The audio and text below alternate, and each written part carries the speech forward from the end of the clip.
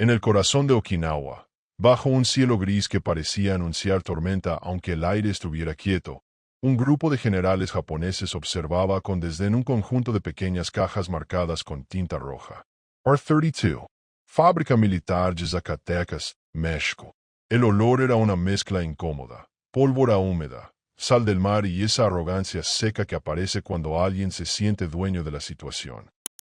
Algunos reían con la boca apenas abierta, como si no quisieran gastar energía en tomarse en serio algo tan pequeño. Otros tomaban notas con disciplina, convencidos de que nada fabricado tan lejos de Tokio podía impresionar al ejército imperial. ¿Mexicana?, preguntó uno, presionando la tapa de una caja como si fuera un juguete barato. Dudo que siquiera estalle, respondió otro con una sonrisa escéptica, mirando a sus compañeros como quien busca complicidad de la burla. Un traductor, de pie a un costado, tragó saliva. Había aprendido que, en ocasiones, reírse demasiado pronto es invitar a la vergüenza. Pero nadie lo escuchaba. En ese momento, para ellos, México era una palabra lejana, un punto en el mapa, un país que no debía estar ahí, metiéndose en la conversación del Pacífico. Lo que ninguno sabía era que detrás de esa inscripción había años de pruebas clandestinas, noches sin dormir, manos quemadas por metal, ojos enrojecidos por humo de taller y un puñado de hombres y mujeres que habían jurado poner el nombre de México en los libros de historia, aunque nadie les creyera.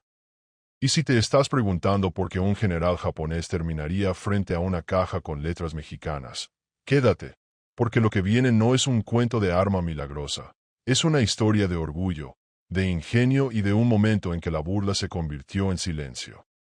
Antes de seguir, compa, cuéntame en los comentarios desde qué ciudad nos estás viendo y suscríbete al canal, porque estas historias, las que mezclan estrategia y humanidad, se disfrutan mejor cuando las escuchas completas, sin saltarte el giro que lo cambia todo. La historia de la R-32 comenzó, muy lejos del Pacífico, en talleres improvisados de Zacatecas, donde el polvo se mete en la ropa y el sol cae como si trabajara horas extra.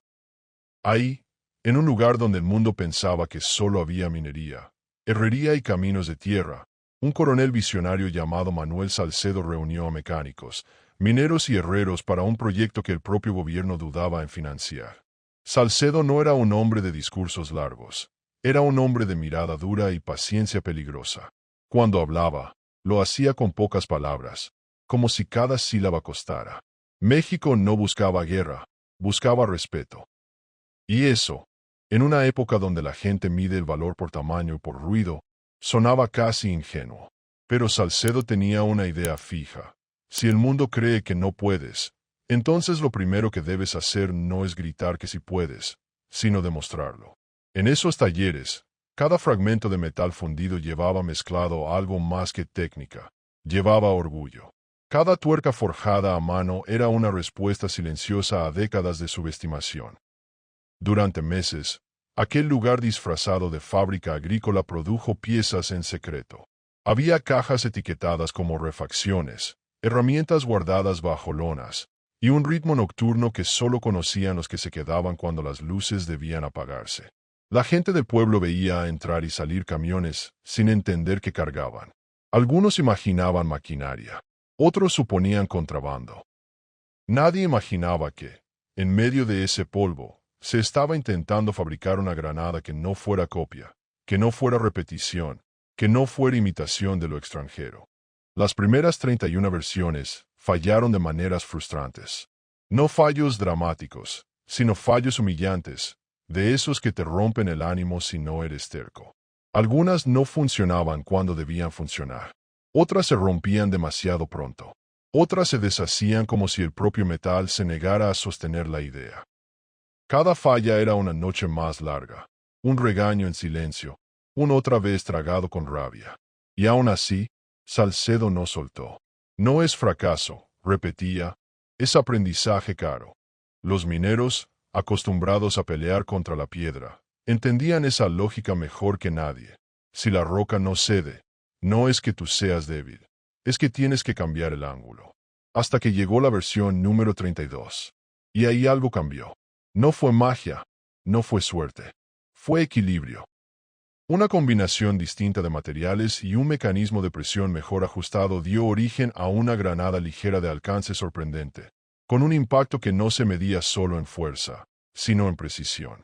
La R-32 no era más grande, no era más ruidosa, era más confiable, más consistente, y en el mundo real, eso vale oro, que algo haga lo que debe hacer, cuando debe hacerlo, sin sorpresas que te traicionen.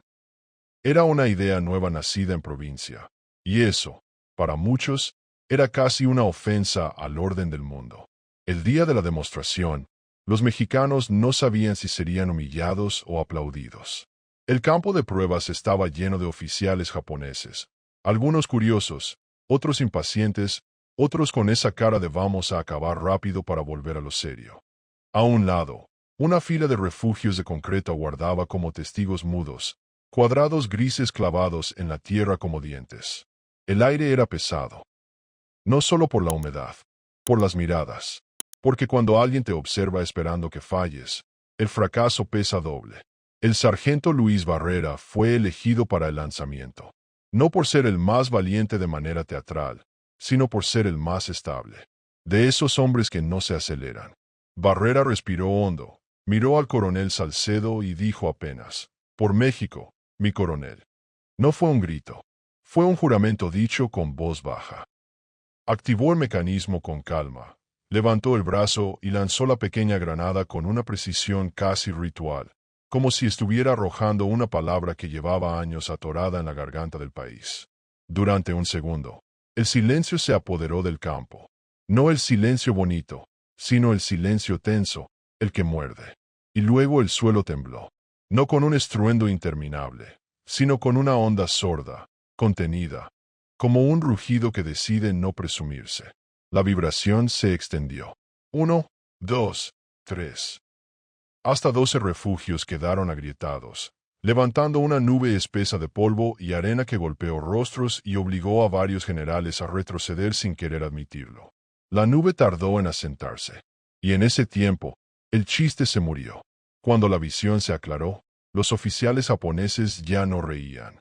Miraban la insignia mexicana grabada en restos metálicos con una mezcla rara de respeto y desconcierto. No era solo que explotó. Era que explotó como si hubiera sido diseñada por alguien que sabía lo que hacía. Un traductor preguntó con voz baja, casi por instinto, ¿cómo hicieron esto? El coronel Salcedo no respondió. Solo encendió un cigarrillo y observó el horizonte como si el horizonte fuera el único juez que le importara. Aquel día México no ganó una guerra, pero ganó algo más raro, reconocimiento. Y el reconocimiento duele cuando llega tarde, porque te hace pensar en todas las veces que te lo negaron. La R-32 no se fabricó en masa. Algunos dicen que los planos desaparecieron misteriosamente poco después de la demostración. Otros aseguran que un lote pequeño fue enviado al Pacífico y cambió el curso de combates que nunca llegaron a contarse en libros.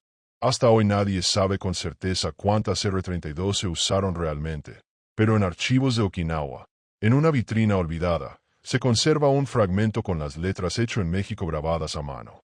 Y cada año, quien lo ve repite la misma pregunta. ¿Cómo un país tan lejos del teatro principal de la guerra logró crear algo que dejó callados a generales japoneses? Si te está atrapando esta historia, suscríbete y comparte, porque lo que viene se pone todavía más tenso. El día que el triunfo se volvió silencio oficial y el secreto empezó a atraer ojos peligrosos. Meses después de aquella demostración en Okinawa, el coronel Manuel Salcedo y su equipo reducido regresaron a México con más dudas que respuestas. Nadie les dio bienvenida oficial. No hubo discursos, no hubo medallas, no hubo fotografía para el periódico. Solo un telegrama sellado con el escudo nacional, Proyecto R-32 clasificado. Continuar desarrollo bajo máxima discreción. Lo que parecía un triunfo histórico se transformó en un silencio incómodo. Las cajas con las últimas granadas fueron almacenadas en un depósito del ejército en San Luis Potosí y los ingenieros fueron reasignados a tareas civiles, como si el país no quisiera aceptar en voz alta lo que había logrado. Salcedo sintió el golpe como una traición elegante. Te agradecen con burocracia, te esconden con papel. Pero el coronel no se rindió. Sabía que lo que habían logrado no era casualidad y sospechaba algo aún peor, que alguien fuera del país ya estaba interesado en esos planos. Una noche, mientras revisaba informes técnicos en su oficina, un mensajero extranjero pidió hablar con él. Era un ingeniero japonés que había estado presente en la prueba de Okinawa. Se presentó como teniente Kenji Arai y traía una propuesta que sonaba demasiado perfecta. Un intercambio científico entre ambos países para mejorar sistemas de defensa y comunicación. Sonaba cordial. Sonaba diplomático. Sonaba limpio. Pero Salcedo notó un detalle que le erizó la nuca. Arai no llevaba insignias oficiales. Su uniforme era correcto, pero faltaba algo, como si estuviera incompleto a propósito. ¿Quién lo envía, teniente?, preguntó el coronel. Arai sonrió apenas, con esa calma japonesa que puede ser cortesía o amenaza, y respondió: digamos que admiradores de su ingenio, coronel. Esa frase, admiradores, no era una respuesta. Era humo. Y Salcedo, que había vivido entre humo de taller y humo político, lo reconoció de inmediato.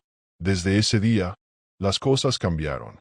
Cada semana aparecían personas interesadas en visitar los talleres.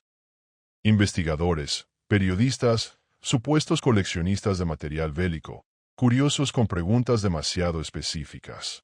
Todos con el mismo brillo en los ojos. ¿Cómo funcionaba la R-32? Salcedo entendió que la curiosidad, en tiempos de guerra, rara vez es inocente. Ordenó desmantelar el laboratorio y guardar los moldes en una bodega subterránea. Solo 3 hombres conocían la ubicación exacta. Él, el sargento Luis Barrera y el ingeniero Santiago Villalobos, el joven que había diseñado el detonador de presión con una paciencia que rozaba lo obsesivo. Villalobos, a diferencia de Salcedo, no tenía el mismo instinto político. Tenía algo más peligroso: hambre de perfección. Y esa hambre lo llevó a trabajar de noche en un nuevo modelo, la R-33, más compacta, más discreta, con un sistema de encendido distinto, menos dependiente de lo tradicional, más silencioso en su manera de actuar. Villalobos creía que si la R-32 había callado risas, la R-33 podía callar dudas para siempre. Pero antes de que pudiera presentarla, desapareció.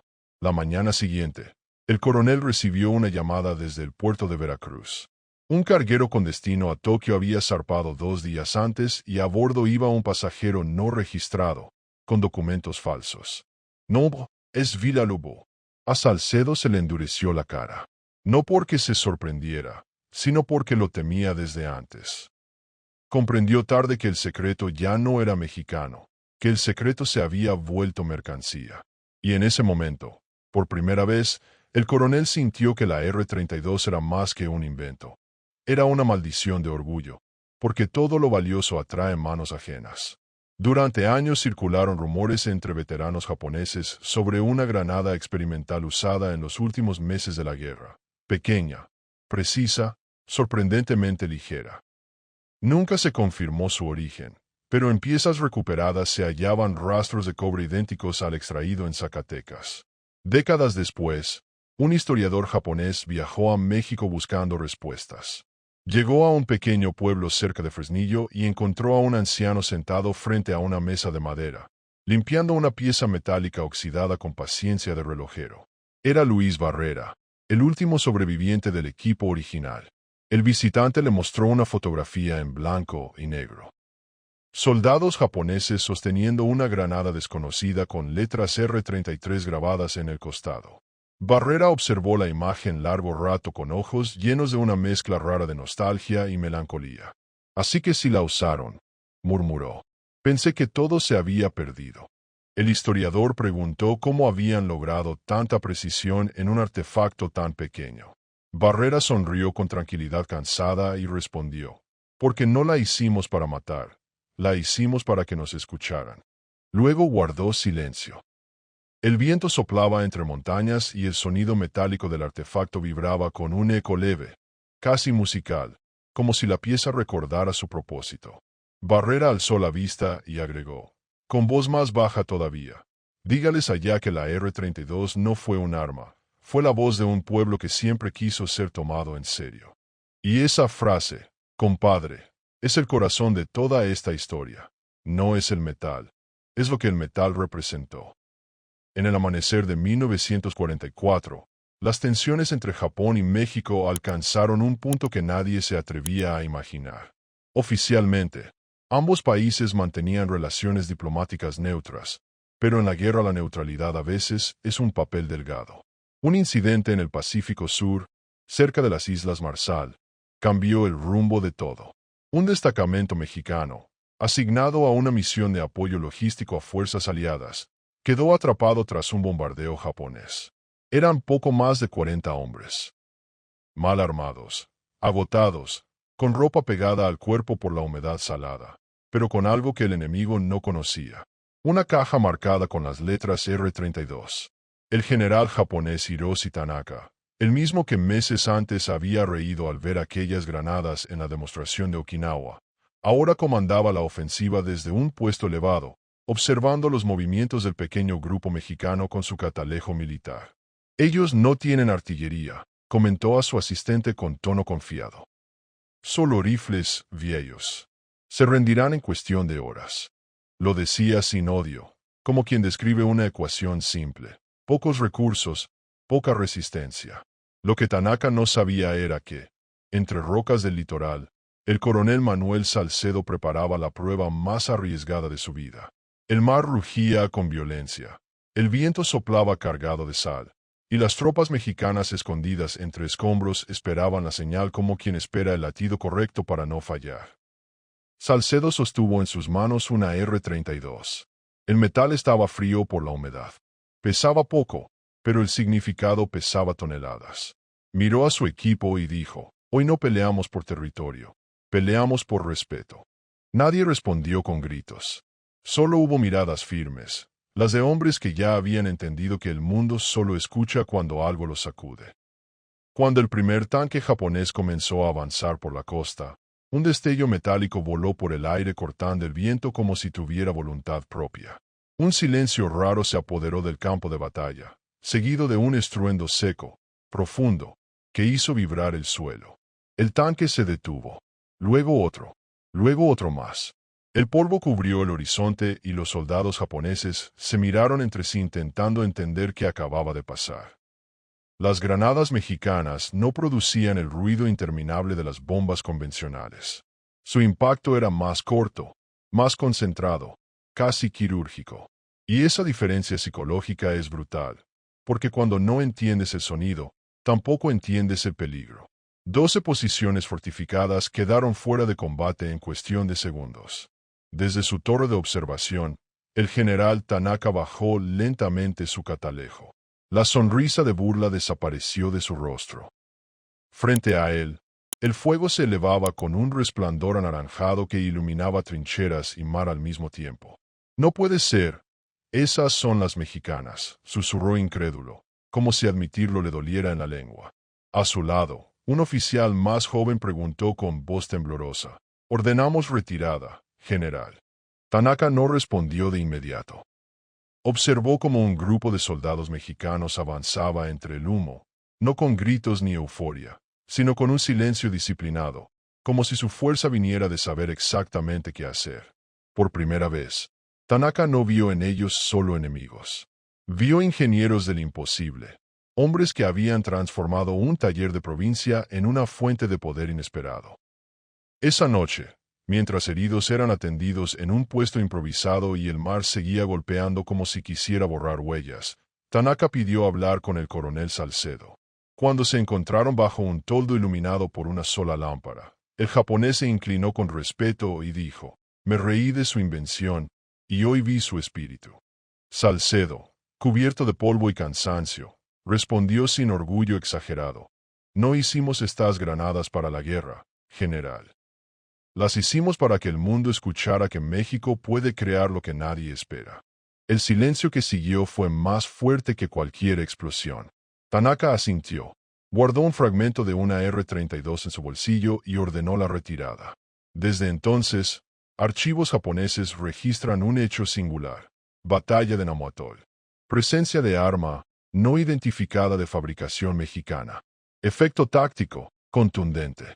Efecto moral, absoluto. Y aunque el mundo nunca lo reconoció oficialmente, Ese día el general Tanaka dejó de reír porque comprendió que, en el corazón de Zacatecas, un grupo de soñadores había creado algo más que un artefacto. Había creado una leyenda. Después de combate en Amoatol, el nombre del coronel Manuel Salcedo empezó a correr de boca en boca entre círculos diplomáticos.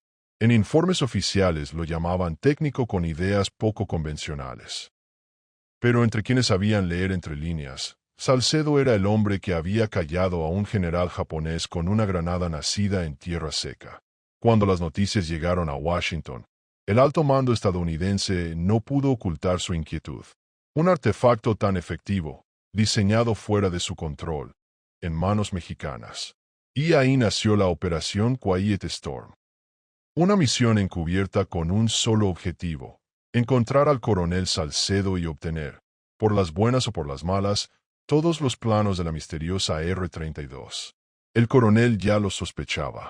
Desde su regreso al país se había refugiado en una vieja mina abandonada cerca de Sombrerete, junto con el sargento Luis Barrera y 2 ingenieros de confianza. Entre túneles húmedos y silencio pesado guardaban un cofre de hierro con documentos originales, bocetos hechos a mano y una nota escrita por Salcedo. Si este proyecto cae en manos ajenas, que el fuego se apague, pero no el honor. Una madrugada, 3 jefes llegaron al pueblo. El líder de la misión, el capitán Robert Klein, bajó con paso firme y sonrisa diplomática. Coronel Salcedo, dijo en un español torpe, el gobierno de los Estados Unidos quiere trabajar con usted. Juntos podríamos producir la R-32 en gran escala, bajo nuestra supervisión. Salcedo lo miró con calma, sin levantarse de su silla. Capitán, respondió, cuando México crea algo, no lo hace por ambición, lo hace por identidad. Klein insistió, prometió fábricas, dinero, reconocimiento internacional. Cada promesa era una zanahoria brillante. Pero Salcedo sabía lo que realmente querían: tomar la esencia de un invento que no les pertenecía. Días después, hombres desconocidos rondaban la mina. Algunos hablaban inglés. Otros fingían ser comerciantes. Y una noche, mientras el coronel revisaba sus notas, un estallido retumbó en el túnel principal. Cuando llegó con su linterna, el cofre estaba abierto. Solo faltaba un documento, el diagrama del mecanismo interno, la pieza clave de la R-32. Salcedo se quedó quieto, con la linterna temblando apenas. No por miedo, por rabia contenida. Porque robarte un plano es robarte una parte del alma, si ese plano lo hiciste con tu vida. Semanas más tarde, informes filtrados desde Nuevo México mencionaban un prototipo experimental con el mismo principio. Lo llamaban MX-9. Pero los pocos que lo vieron decían que su diseño era parecido al modelo mexicano. Aún así, los estadounidenses nunca lograron replicar su potencia real por un detalle que nadie conocía. El coronel jamás escribió el equilibrio exacto que le daba vida a la R-32. Lo guardó solo en su memoria. Y eso es lo que vuelve loca a cualquier potencia, que lo esencial no esté en el papel, sino en la cabeza de un hombre que no se vende. Años después, ya anciano y enfermo, Salcedo llamó al sargento Barrera y le entregó una pequeña caja de madera. Dentro había una sola granada original y una carta sellada que decía: no para la guerra, sino para la memoria. Barrera la enterró en las montañas de Betagrande, donde el viento suena como un suspiro metálico entre rocas. Y los viejos del lugar aseguran que, en noches tranquilas, aún se escucha un eco lejano, como si el corazón de la R-32 siguiera vivo bajo tierra esperando ser recordado. Si estás llegando hasta aquí, compa, suscríbete y comparte, porque lo que viene es el tramo más extraño. El hallazgo de 2007 en Okinawa, la caja que desaparece, y el video que dejó a todos con la boca seca. Décadas más tarde, en 2007, un grupo de arqueólogos japoneses y mexicanos trabajaba en una base militar abandonada en la costa de Okinawa. El lugar llevaba décadas cerrado, sellado tras la guerra, y nadie imaginaba que bajo ese suelo polvoriento aún dormía una historia que el mundo había intentado olvidar. Entre cascos oxidados, municiones deformadas y fragmentos de aviones, uno de los investigadores, el doctor Kenji Arai, nieto del teniente japonés que había conocido al coronel Salcedo en 1944. Encontró algo que no figuraba en ningún registro. Una caja metálica verde oscura con bordes grabados en relieve y una inscripción que el paso del tiempo apenas había borrado. Decía, R32, México, 1943. El silencio cayó sobre el equipo como una sábana. La caja estaba sellada con una capa de resina endurecida. Tardaron horas en abrirla sin dañarla. Y cuando por fin lo lograron, el aire que salió tenía un olor extraño, mezcla de metal y tierra vieja, como si el tiempo hubiera quedado atrapado ahí adentro. Dentro había 3 objetos: una granada intacta, un pedazo de papel doblado y una medalla oxidada con el escudo mexicano. El papel, escrito con caligrafía firme, decía en español: si algún día leen esto, recuerden que no se trata de destruir, sino de ser recordados. La R-32 no nació del odio, sino del deseo de que el mundo escuchara que también desde el silencio se puede crear poder. Salcedo. Arai no dijo nada por varios minutos. Solo observó el artefacto, pequeño, ligero, perfectamente conservado, con un símbolo grabado en su superficie. Era un sol rodeado por un águila, mitad mexicana, mitad japonesa, como si alguien hubiera querido dejar un puente extraño entre 2 mundos. Nadie en el equipo entendía qué significaba ese símbolo. Especialistas confirmaron que la aleación no correspondía a lo usual de la época. Era más ligera, más resistente, con un nivel de precisión que parecía adelantado para su tiempo. Y entonces la pregunta volvió a nacer. Como nacen las preguntas que no quieren morir. ¿Cómo un taller en Zacatecas pudo crear algo así? Días después, el hallazgo fue trasladado al Museo Nacional de Tokio. Pero antes de llegar, la caja desapareció misteriosamente durante un traslado aéreo. El informe oficial alegó error logístico. Nadie se lo creyó del todo. Curiosamente, meses después se filtró un video de seguridad del almacén previo al traslado. En la grabación, un hombre de cabello canoso, usando un uniforme antiguo, se acerca a la caja, la acaricia con la mano y murmura algo en español antes de que la imagen se corte. Los peritos no lograron identificarlo, pero algunos expertos en historia mexicana afirmaron reconocer su rostro. El parecido con el sargento Luis Barrera, desaparecido en 1964, era inquietante. Y ahí la historia se volvió leyenda moderna. ¿Barrera seguía vivo? ¿Alguien lo estaba usando? ¿O era solo el deseo de creer que el guardián de un secreto todavía caminaba en silencio? Desde entonces, el paradero de la R-32 es un rumor con muchas bocas. Unos dicen que fue guardada en una bóveda secreta en Los Álamos. Otros creen que sigue en algún punto de Zacatecas, custodiada por quienes juraron mantener viva la promesa de Salcedo. Lo cierto es que cada año el Dr. Arai regresa al mismo punto de excavación y deja una flor blanca sobre la tierra, repitiendo palabras que su abuelo escribió en su diario. El día que México hizo temblar a Japón comprendimos que la guerra no siempre la ganan los más fuertes, sino los que crean en silencio. El rugido del viento en la colina de Tanabe apenas dejaba oír los pasos apresurados de los soldados japoneses. El general Akimoto, un hombre conocido por su arrogancia y su sonrisa burlona, observaba a través de binoculares el valle donde ingenieros mexicanos preparaban su última línea de defensa. Había oído rumores de una nueva granada, una R-32, fabricada por técnicos mexicanos que, según él, no sabían distinguir una tuerca de un detonador. Aquella mañana, Akimoto se rió más que nunca. «Miren eso», gritó mientras los demás oficiales soltaban carcajadas. «Esas son sus armas milagrosas. Parece un juguete». Pero lo que ninguno de ellos sabía era que, sobre las sombras, en 2 hangares improvisados, ingenieros mexicanos trabajaban día y noche en silencio, ajustando cada milímetro, revisando cada pieza. No era solo una granada. Era desesperación, ingenio y orgullo de un país que se negaba a ser tratado como chiste. Cuando el sol empezó a caer, las tropas japonesas avanzaron confiadas. El eco de cascos metálicos sobre piedras secas sonaba como reloj marcando destino. Los mexicanos aguardaban detrás de trincheras, sin gritos. Y entonces el sargento Ortega levantó el brazo sosteniendo una R-32. Akimoto, desde su observación, soltó una risa breve. «¿Eso es todo?», murmuró. Un segundo después, El valle cambió de color. Un resplandor blanco se expandió como una ola silenciosa. Los árboles se curvaron. El aire tembló y 12 refugios de concreto japonés, considerados impenetrables, fueron arrancados del suelo como si fueran de papel. El ruido tardó en llegar, un estruendo grave que viajó por toda la colina. Las risas cesaron. Los binoculares del general cayeron de sus manos.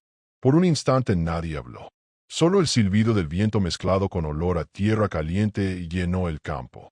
Akimoto dio un paso atrás. Aquel pequeño artefacto, el mismo que había ridiculizado, acababa de mostrar el poder de la determinación mexicana. ¿Qué demonios fue eso?, balbuceó con la voz quebrada. El amanecer siguiente llegó envuelto en neblina densa. El silencio era tan profundo que ni los insectos se atrevían a cantar. En los campos de Tanabe, los restos parecían fantasmas inmóviles cubiertos por polvo gris. Los soldados japoneses, antes soberbios, observaban con mezcla de miedo y respeto aquella zona que ahora llamaban el Valle que rugió. El general Akimoto permanecía frente al terreno devastado, su uniforme impecable ahora manchado de ceniza. En su mirada ya no había burla, sino sombra de asombro. Dio una orden breve, casi susurrada: alto al fuego. Los ingenieros mexicanos ocultos entre rocas se miraron sin entender si era trampa, pero no lo era. Akimoto bajó del puesto de observación y, acompañado de 2 oficiales, caminó hasta la línea mexicana sin levantar arma. Cuando se detuvo frente al sargento Ortega, no hubo palabras de rendición, sino algo más profundo: reconocimiento. No volveré a reírme de la inteligencia mexicana, dijo con voz grave. Lo que ustedes han creado es digno de respeto. Ortega no respondió de inmediato. Asintió con rostro cubierto de polvo y uniforme rasgado. En su interior sabía que ese momento era mayor que cualquier victoria. Era el instante en que la creatividad y la dignidad de su pueblo habían hablado por sí solas. Los japoneses se retiraron lentamente del valle, dejando atrás más que trincheras.